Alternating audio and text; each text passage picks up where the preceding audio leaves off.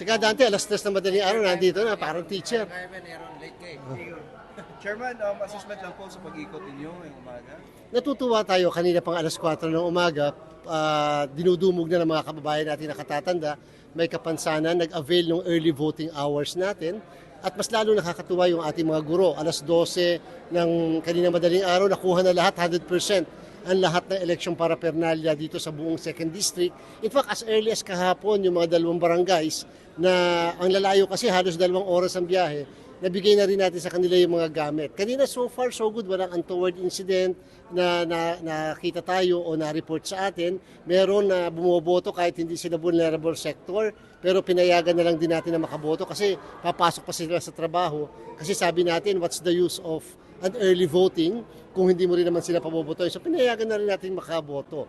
May mga naka-standby naman tayo ng mga medical support staff, and at the same time, tumutulong din sa atin yung mga iba pang guro na hindi naglilingkod sa bawat presinto.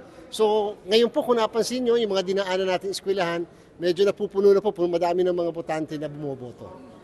Chairman, ilan po yung population, voting population ng lugar at yung expected po ninyo na voter turnout? Dito po sa ikalawang distrito, isa sa pinakamalaki sa buong bansa po ito ng ang Antipolo. Ito po ay may 252,763 na botante. Meron po itong 248 na presinto sa buong Antipolo. Meron pong 8 barangays ito at meron 37 na polling place o ika nga eskwelahan sa pagboto po nila. So, inaasahan natin ang proclamation, maaari mangyari hanggang bukas ng madaling araw, kung hindi man ang latest, umaga ng bukas ng linggo.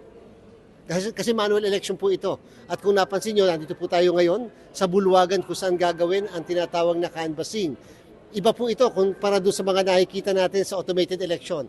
Sapagkat manual na halalan po tayo, makikita na naman natin yung mga election returns, yung mga papel na isa-isang dinadala sa Board of Canvassers upang yun ang babasahin, yun ang i-consolidate o bibilangin. Yan po yung canvassing, hindi katulad pag automated, may makikita na lang kayong isang screen dyan at nakikita nyo pumapasok yung results natin.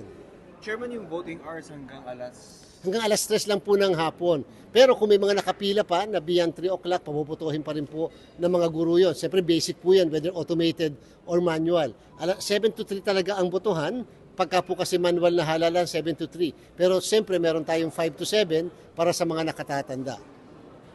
Yung canvassing, Chairman, hanggang ano oras ito? Depende kasi sa pagdating ng mga election returns. So, mamaya alas 6 magkukonvene ang Board of Canvassers. Ibig sabihin, hopefully may mga pumasok na ng mga result.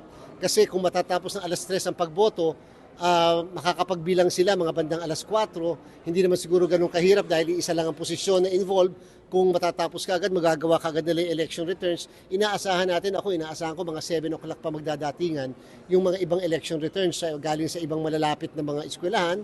At pagkatapos yung iba, baka abutin na hanggang medyo gabi na, hating gabi na o hanggang madaling araw. Kasi nga, manggagaling pa. Kasi naghihintayan kasi ang mga guro Kalimitan, hindi naman yung porket natapos yung isa, pupunta na kaagad dito sa canvassing area. Kalimitan ay naghihintayan sila, nagsasama-sama muna at pagkatapos tsaka sila pupunta dito sa canvassing para isang sasakyan na lang din.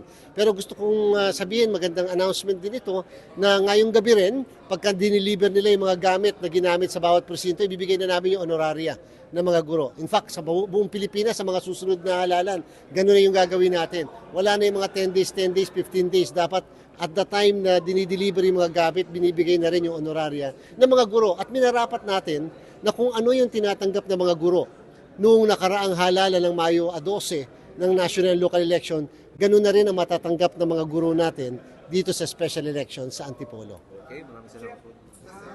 Kailan po natin i-expect sir matatapos itong bilangan? Ang bilangan, para yung mismo mga balota, mamaya yan matatapos. Hindi yan lalampas sa mga alas 10 ng gabi.